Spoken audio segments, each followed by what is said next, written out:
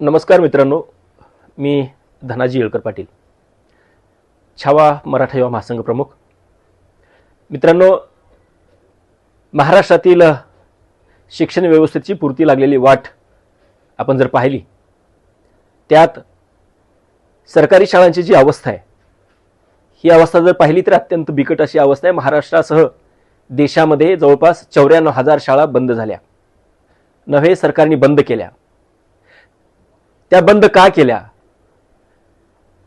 याच्या मुळाशी न जाता, त्या बंद का कराव्या लागल्या याच्या मुळाशी न जाता, सरकारनं पटसंख्या कमी असल्यामुळं किंवा विद्यार्थी संख्या कमी असल्यामुळं या शाळा बंद केल्या आणि शिक्षण व्यवस्थेवरती खर्च करण्यासाठी सरकारकडे जणू काही पैसेच नाहीत अशी कारणं देत, याच माध्यमातून पाहत या शाळा बंद केल्या आणि केल्या जात आहेत. ही अत्यंत मोठी, हे दुर्दैव आणि खूप मोठी चूक आहे सरकारची. मित्रांनो, सरकारी शाळा बंद का होत आहेत आणि खाजगी शाळा का वाढत आहेत याचा जर अभ्यास केला, याचा जर विचार केला तर साधे आणि सोपे उत्तर आहे त्याच्यामध्ये, परंतु ते सरकारला शोधायचे नाही आहेत. ज्या पद्धतीनं पालकांना किंवा विद्यार्थ्यांना कोणतं शिक्षण हवं आहे, कोणत्या शिक्षणाकडे पालकांचा कल आहे, याचा सरकारनं कधीही विचार केलेला नाही. जर पालकांना इंग्रजी माध्यमाचं शिक्षण हवं असेल, त्यांच्या पाल्यांना, विद्यार्थ्यांना या स्पर्धेमध्ये टिकून राहण्यासाठी, या जागतिक स्पर्धेमध्ये टिकून राहण्यासाठी जर त्यांना इंग्रजी माध्यमाचं शिक्षण हवं असेल, जर त्यांना एनसीईआरटीच्या अभ्यासक्रमाच्या अंतर्गत त्यांना जर शिक्षण हवं असेल, तर आपल्या जिल्हा परिषदच्या, महापालिकेच्या,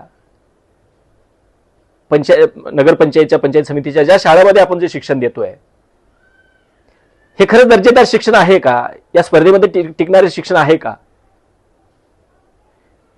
जिल्हा परिषदमध्ये अत्यंत चांगल्या पद्धतीचे शिक्षण असताना सुद्धा, शिक्षक असताना सुद्धा, त्या शिक्षणाकडे हे सर्व पालक का पाठ फिरवत आहेत याचा विचार सरकारनं केलेला नाही का? मित्रांनो, याचा विचार सरकारनं केलेला आहे, परंतु सरकारमधील काही बगलबच्च्यांच्या,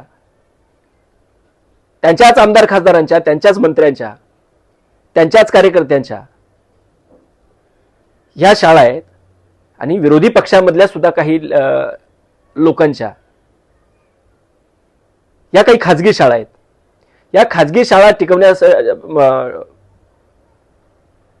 टिकवण्यासाठी, त्या वाढवण्यासाठी हे सरकारी शाळांची बळी देत आहेत.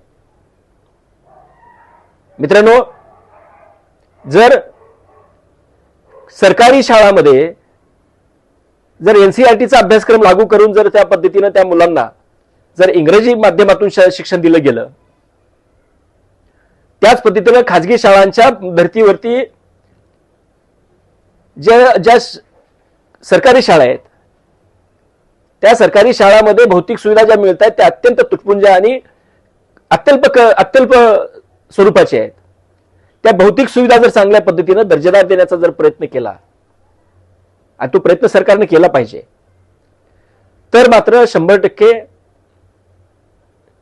जे शिक्षण जिल्हा परिषद शाळेमध्ये मिळतंय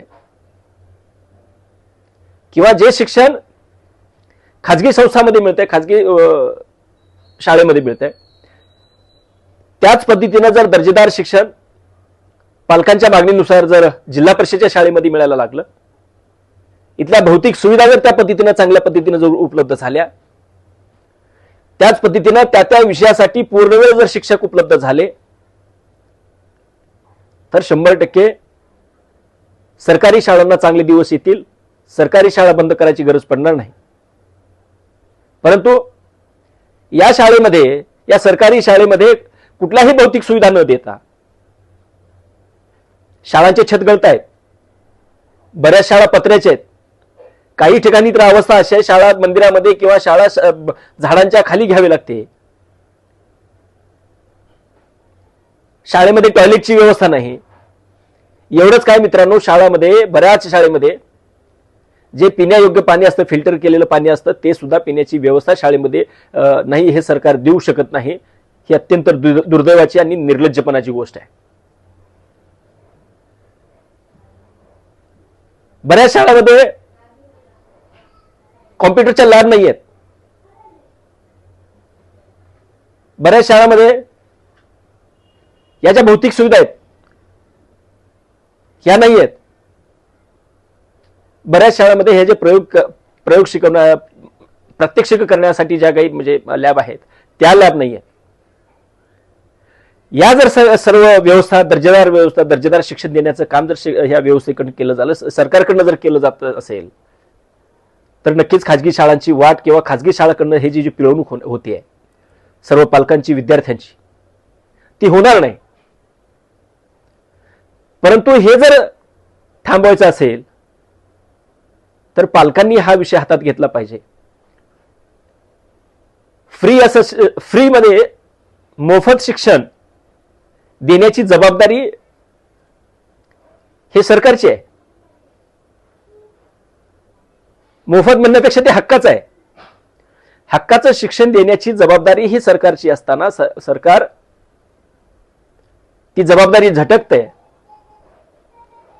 परंतु स्वतःच्या चुका न झाकता, आपलं स्वतःच्या चुका न पाहता त्या झाकण्याचा प्रयत्न कसा होतोय हे काल झालेल्या बीडच्या पंचायत समितीच्या निर्णयाच्या माध्यमातून लक्षात आलं.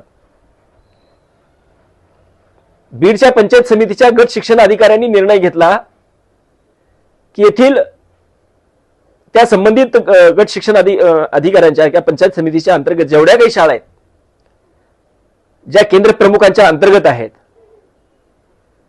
त्यांनी असा फतवा काढला की या शाळेमध्ये जर कोणाला बाहेरच्या व्यक्तीला प्रवेश देता येणार नाही आला तर तिथं व्हिडिओ फोटो काढता येणार नाहीयेत. हे व्हिडिओ तेथील मुख्याध्यापकाच्या परवानगीशिवाय काढता येणार नाहीत.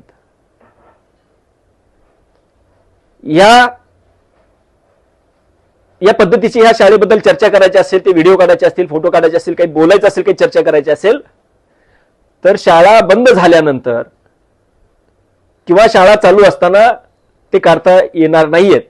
शाळा बंद झाल्यानंतर त्या पद्धतीची चर्चा किंवा त्या गोष्टीसाठी बोलण्यासाठी इतर लोकांनी गेलं पाहिजे आणि त्याच्याशी अत्यंत अदबीनं बोललं पाहिजे असा निर्णय या गट शिक्षणाधिकाऱ्यांनी घेतला.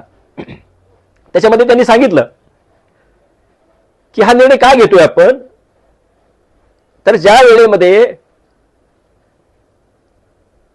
मुलांना शिकवण्याची वेळ असते त्याच्यामध्ये वेळ वाया जातो.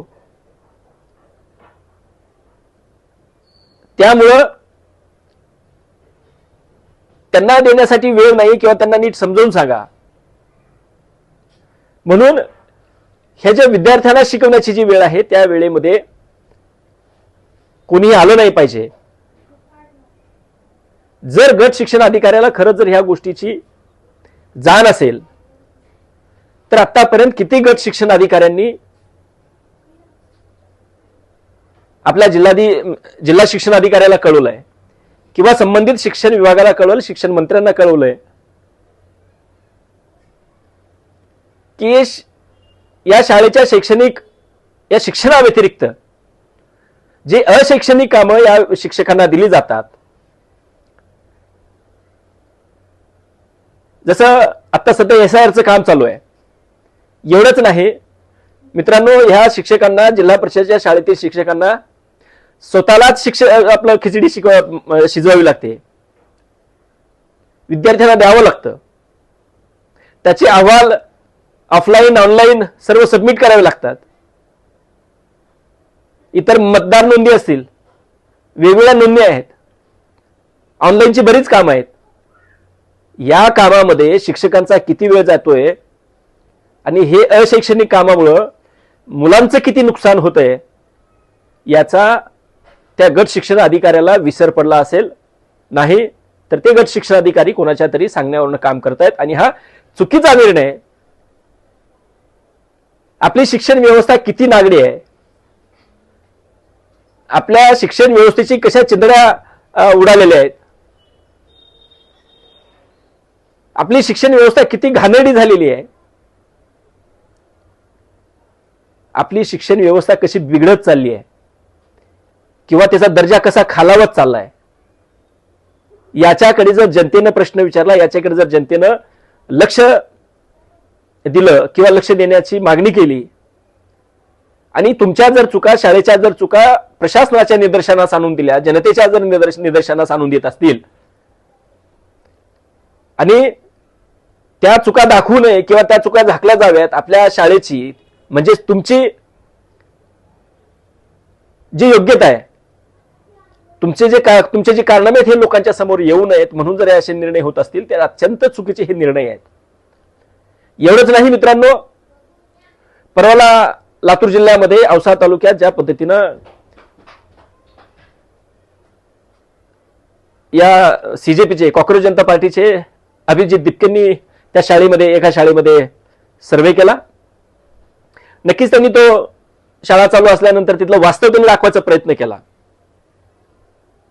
म्हणून जर अभिजित दिपके आणि त्यांच्यासारख्या त्यांच्या कार्यकर्त्यावरती जर गुन्हे दाखल करायचा तुम्ही विचार करत असाल आणि म्हणजे गुन्हे दाखल केलात, म्हणजे तुमच्या चुका जर तुम्हाला दाखवल्या जात असतील आणि ते जर तुम्हाला नको असेल, तुमचा भ्रष्टाचार, तुम्ही केलेले जे काम आहेत, चुकीच्या पद्धतीने जे कामं करताय, ज्या पद्धतीने सेवा या जनतेला मिळायला पाहिजे, ज्या पद्धतीने जे शिक्षण या विद्यार्थ्यांना मिळालं पाहिजे, ज्या भौतिक सुविधा या विद्यार्थ्यांना मिळाल्या पाहिजेत,